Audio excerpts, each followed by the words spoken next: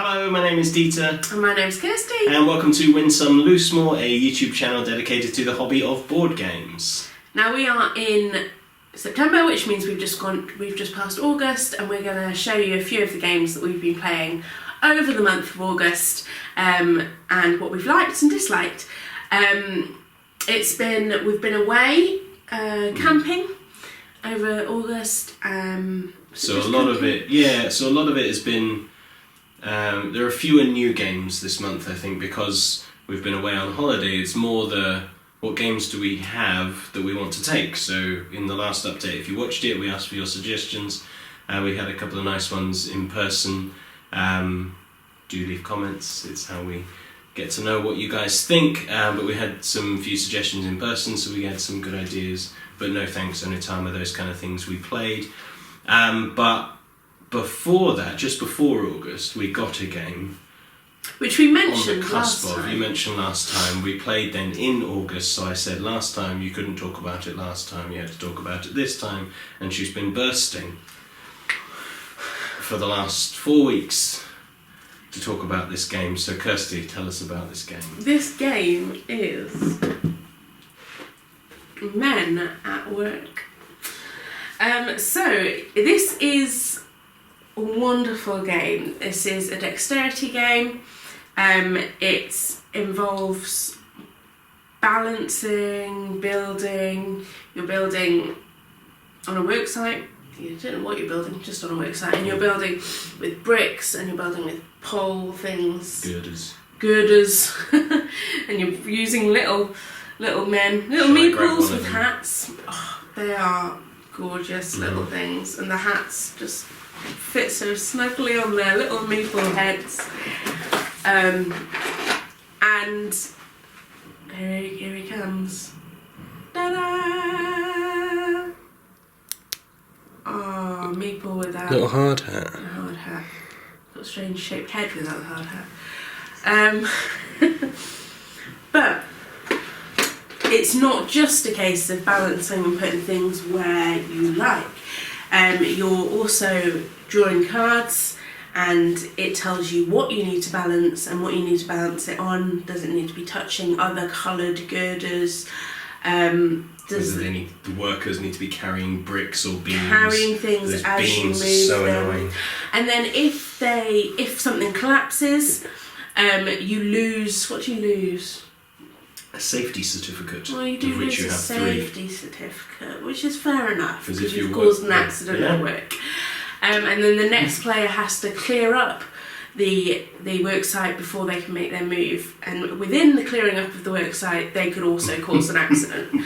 It's just fun. We had so much fun playing. We laughed a lot.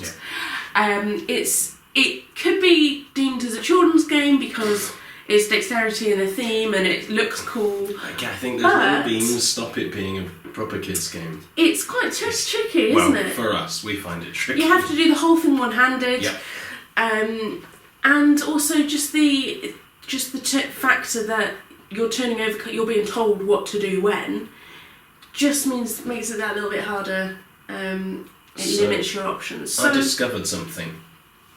The people that make this game are called pretzel games, and the games that they've produced fall into a similar category to this. Not necessarily dexterity, although Flick 'em Up and Men at Work and things like that they've done.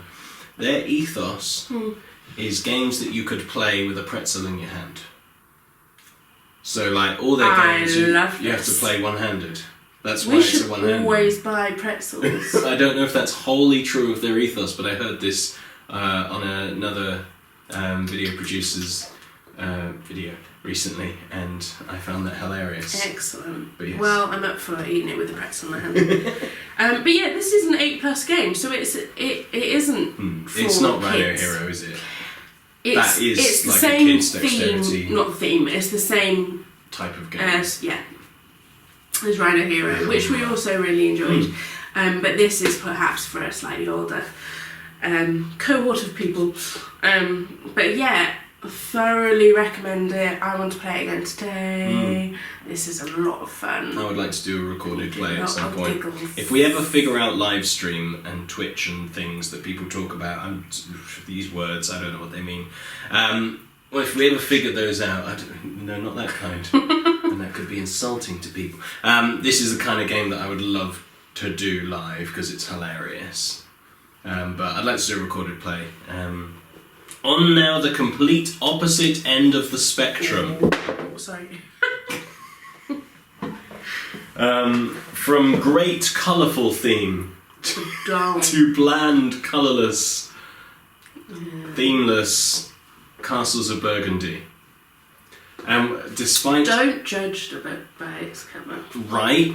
Despite the negative intro, this currently in the website Board Game Geek, where people who own games rank games, this is in the top 20 of all time, and that's like that's over 100,000 different games. This is in the top 20, I think. Currently 16, okay. I think. And you look at this and you go, oh, that's dull. Oh, there's a serious man. And if I showed you the pieces in the board, you'd go, oh, that's dull. And then I tell you it's £25, and you go, yeah, it looks like it's £25.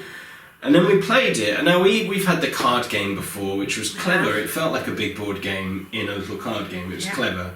But it definitely felt like a card game implementation of a big board game. Like you had to spread the cards out all over the place, and it was a little bit harder to figure out. Whereas this is the original. I think it's really good. I think it's... Do I think it's really good? I think it was good. Yeah, good. No, I can't remember. What? I think you didn't hate it, which was the most I could have hoped for a dull game. Because usually with Kirsty, and with lots of people... It has to look like so. this. Yeah, rightly so. Aesthetic matters, theme matters, the visual or tactile experience of a game matters, and it does for me, but I like mechanisms and I like figuring out the puzzle of things. Not to say you don't, but like as an initial impression, yours was like, oh, this looks the worst, and you were reading the rulebook going, this sounds dull. Oh yes, that was that one. Yeah. I read the rulebook and I thought, I'm not going to like this game. And then I played it and was very pleasantly surprised. It's just very clever. You roll dice at the beginning of your turn, and whichever number die face you have from your 2 dice, you have 2 actions, 1 for each die face, and the numbers correspond to either selections of buildings that you can take from the main board and put in your preparation area, or places on your board you can take from your preparation area and place on it. Already sounds dull. Yeah, that's pretty much it. But then there's ways to manipulate dice. You could turn in a dice to get workers, which affect the die roll. And what should be dull, what should be boring, and is just a spatial puzzle, and you get points for this and points for this. You didn't like the idea that you get points from everywhere. Stefan Feld, who makes this game, is known for what's politely known as a point salad. Everything just gives you points, and you just figure it out as you go along. But everything, I think, was pretty much interconnected nicely, and yet we took different approaches. You went heavy on the knowledge, the yellows, which allowed you to score things as you went along, whereas I went for more things that allowed me to score things at the end. You did your sets of animals, where I was getting the buildings. There was like 2 points in it at the end, wasn't it? Yeah, 151 to 153. Yeah. I think the good thing about it is, as Dieter mentioned, it's a puzzle, and it's a blooming good puzzle. Like that's what it is. It's pretty much a good puzzle. It like the theme's not brilliant, the box is a bit naff, the components aren't great, but the puzzle of it is flipping good. So I think that's its redeeming thing. It's that it's if you enjoy working out like your strategy and the best thing, it's good for that. And there are 8 different player boards that you could use. There are 4 number ones, so everybody can use the same starting one when they're learning the game, which we did. But there are also then 8 different ones, or 7 other ones. And so the puzzle could just be different every time. So you're sitting down to the game going, okay, I can't do the same strategy. And although the same types of buildings will appear each time, which particular one will be different. And so you're having to figure all that out, and then boats give you player order as well as shipping. Yeah, there's a whole goods thing going on as well. Like, very clever. If you see it for about £20, I'd say grab it. If you don't know it, it's worth £20 to give it a go. If you enjoy that sort of sitting down and If you're looking for Men at Work, this is not the game. Yeah. If you're looking for Gloomhaven or Scythe, like big battle things, this is not the game. If you want a relatively quiet but interesting, clever puzzle, and cheap as far as games go, this is really good. I concur. Shall I do this one? What are you going to do that last for irony's sake. It's not really irony. I'm going to jump in and talk about this little one. Jump into yourself talking. Oh yeah, I'm going to interrupt myself with me talking. So a game that I really enjoy, and we have enjoyed, because then it doesn't say whether you enjoy it or not, is Hanamikoji, the geisha game, which you always tell me is about prostitutes. It's not. Geishas were not prostitutes. Do your history. I don't really do my history. No. Set in the same world is Shadows in Kyoto, again based on kind of a part of history. I'd have to have the manual, I don't remember what the research is, but where basically the Empire and then a rebel force are battling over one of the main streets in the region of Hanamikoji, I think, in Kyoto.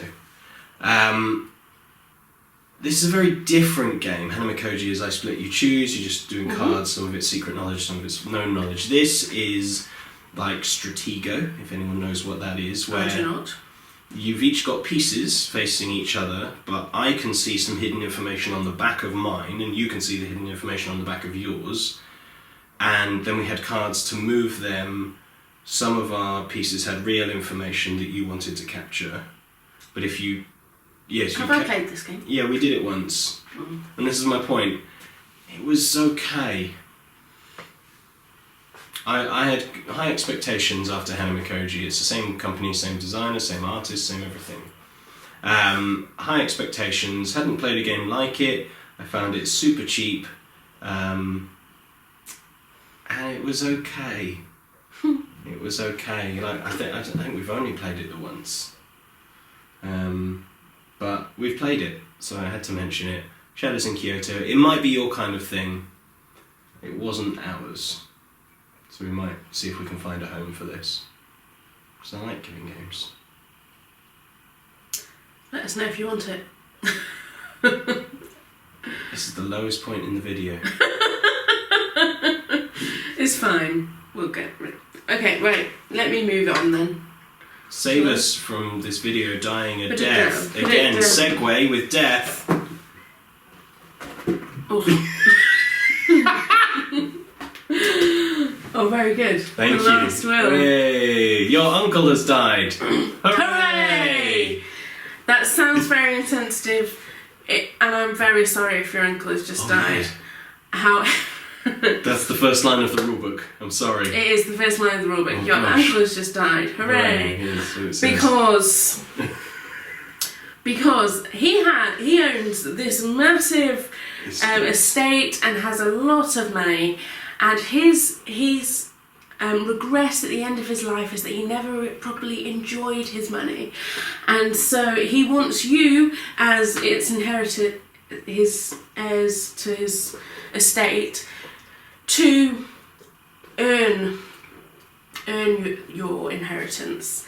And by earning it, he means live life to the full. And so he'll give everybody, by some definition of live life to the full. Yes, so he gives all his heirs a little bit of money, and then whoever can spend the money the quickest then gets the rest of the money. So you want to, adversely to most games, you want to spend your money and waste your money and use your money as quickly as possible, to be the winner of this game. So we thought, what a great theme. That is just funny. And I've not really looked at the artwork, but that's quite fun as well. Just a little funny one. I like it on the cards as well. Yeah. And so you are... It's quite difficult, really, to get rid of your money. So you're doing things like you're going to the opera. You might take your dog to the opera, because why not? Because it costs a bit more money. You're going to a restaurant, you're booking a holiday. I don't know, I can't think of things. But you're doing things to get rid of and spend your money. And you might buy a house, and you might invest into that house. But the sneaky thing is, the house will always have value. So at the end of the game, if you sell the house, oh bam, you got some money back. You didn't really want that, you wanted to get rid of your money. And so actually, it's harder than you may think to get rid of all your money. You can't just give it away. You need to live with it. So we played this last night. What was your feeling? I thought it was very funny. I enjoyed it. I like just as Kirsty said, some of the cards are just like one-off things, like a boat trip, and I've taken a lady friend and my horse. And your chef. And my own personal chef. Each of which then increases the price that you're having to pay to do this, which is funny. But then you can also have ongoing things, so I can you have then a personal player board, so an event like a boat trip, you just discard, you're done. But you can also get cards to live on your player board, so you have an old friend just come and live with you that gives you an extra action, but you could go out with them every night and spend another £1. And it costs money just having them live with you. Yes. Yeah. Or, you could just constantly have a reservation at a restaurant that you never turn up to, just have the reservation, so every night it just costs you £2 even though you're not actually going for the meal. And then, there are these companion cards, the dog, the horse, a woman friend, all these things that could just... The amount of women friends that Dieter went out with last night. 2 on one trip. Quite unacceptable, I must say. It's very thematic, this game, actually. Surprisingly. It keeps within the whole you're being lavish feeling. It also has a programming, I suppose, aspect to it. Sort of, yeah. Is somebody knocking? No, you're tapping the box. There's an aspect which was in the game Fresco also, which I didn't like in that game either. That was more complex, because you had to assign each one, whereas this... Sorry, you say. How does this work? So... I've interrupted you. So at the beginning of your round, you have to place where you're going to come. So you might place first, but then you get a certain allocation of actions and cards and errand boys with that. So you might want to go fourth because you get more actions, more errand boys or something. And so you do that at the beginning, and then you play it out through the round. And I find that hard. I don't enjoy that in a game, because that requires too much pre-planning, I guess. But it's also that mid-range planning. Like, you like overarching strategy. You like going, I know what I'm going to do. But with this, you wanted to draw that card and go, okay, therefore I'm going to do these things. Yeah. Whereas this is kind of in between, where you plan your whole turn with this choice. I'm going to draw 3 cards, I'm going to send out 2 errand boys, and only have 2 actions. Okay. And you can't see what any of the cards are until you finish drawing them. So you can't look at one and then decide what other ones to take. You take all of the 3, 5, whatever I said.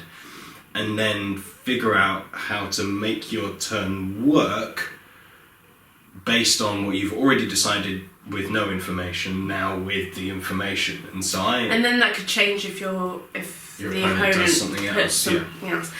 And I find that very difficult. I don't enjoy that aspect. And so I'm Whereas sad I that's like in that. it. I like that thing of balancing what's good for me, but also what do I think she thinks is good for her. So I'm gonna potentially take the thing she wanted, because I'm still going to get something out of it, and I've kept some cards back so I can do that.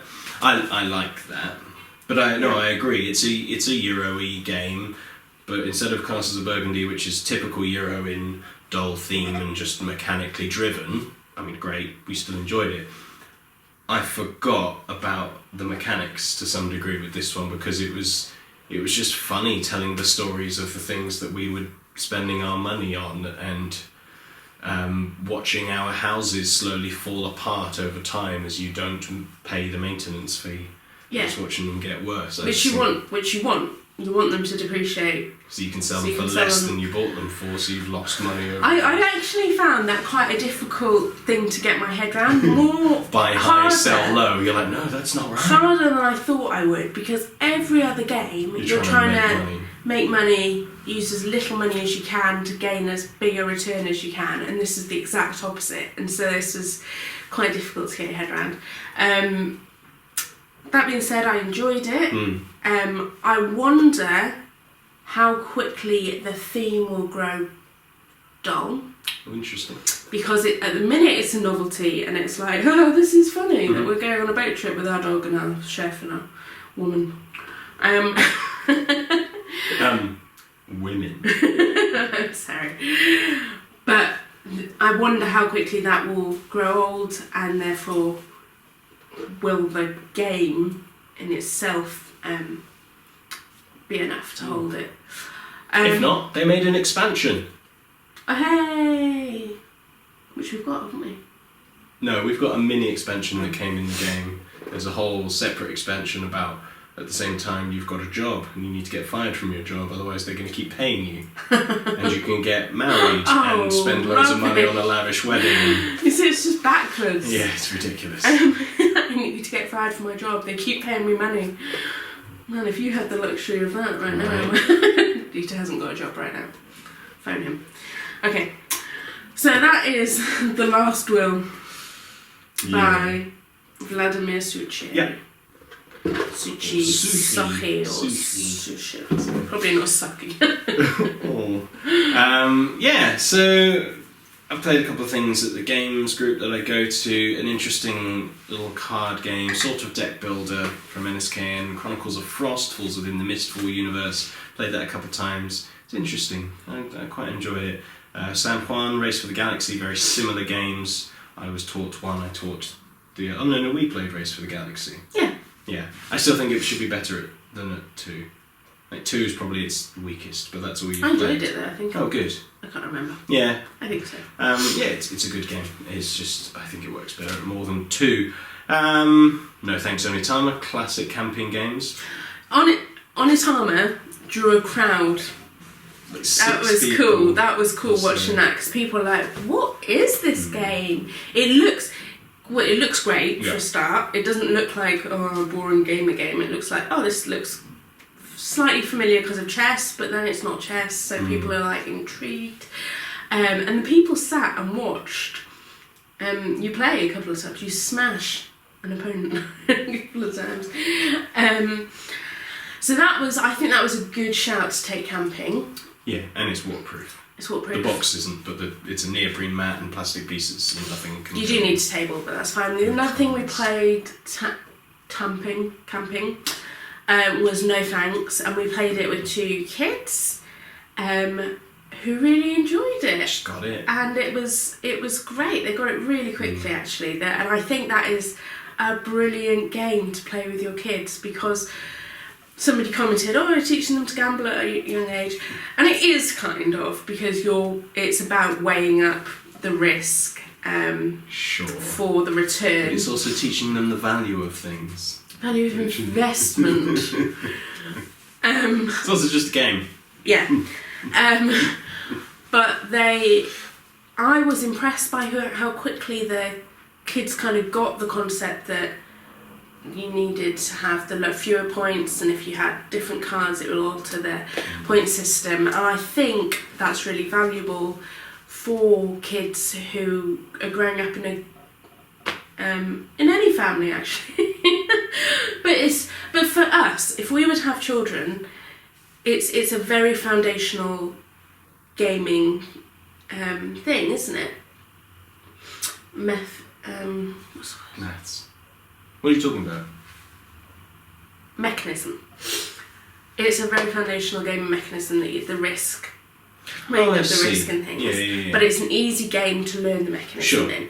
And so I think it's a good way of introducing kids into a kind of gaming world. But at the same time, you're teaching Maths. number order, addition, subtraction, like it's vaguely educational as well. So again, I stand by my statement that I think No Thanks is a game that everyone should own. Yeah. It's not my number one, I just think it's a universally good game. And if you own it... Play with as many people as possible. Oh man. No, but if you own it, points to you if you go to introduce the game and nobody makes the joke of no thanks. It doesn't happen, everyone makes that joke. Everyone will make the pun, the joke. No. No thanks. You're like, we've heard that. It's called No Thanks. We get it. Yeah, so a few videos went up this month as well. I did a couple of why I likes. I know I just cut straight across you there, but I was bored of what you were saying. Men at Work, Tides of Time, Century Eastern Wonders, and I just put up last week my Top 10! Current top 10 games I've ever played from still a relatively small pool, only about 200 games. This is only about his 12th edition of this video. I think it's the 4th. Anyway, things have changed on the list, so you might want to check it out. Yeah, so more stuff will come out as we go over this month. I will warn you, we're likely to be moving house this month. Yep. Therefore, if we're a bit late with our sure. video, we apologise. There's going to be a lot of moving, and if we do a video, we may not have played a lot of games. That's true as well. So all these factors. The video may be shorter, which may suit you. Yeah. Oh, a 5-minute one. Ooh, That's still saying nothing. Yeah. Anything you particularly want to play if we have the opportunity this month? I thought you didn't go. Tell me. I want to play Men at Work numerous times. Yes. Anything? Just Men at Work. Just Men at Work. Celestia? Oh, we haven't played Celestia. No, we haven't. Celestia is one that's been on our list for ages, months, both of our wish lists. It is. And we've now got it. Huzzah! Much smaller than I has envisioned it to be, but a bit bigger than I envisioned. But we are yet to play it, so we'll let you know how that goes at some point. I want to play all our games. We have a great selection of games. Yeah, we do. And we don't play them all enough, so we need to refine. I would like to play all of our games, and yet I very rarely feel like playing a game. If you want to come play a game with us, follow us on social media, get in contact. We are on Twitter, on Facebook, on Instagram, either at Some Loosemore or just search Some Loosemore, it will come up. Subscribe to this channel if you don't already and hit the bell icon so you stay notified when we put out new videos. I think that's about it for this month. That's all from us, yeah. Thank you very much for watching. Goodbye. Goodbye.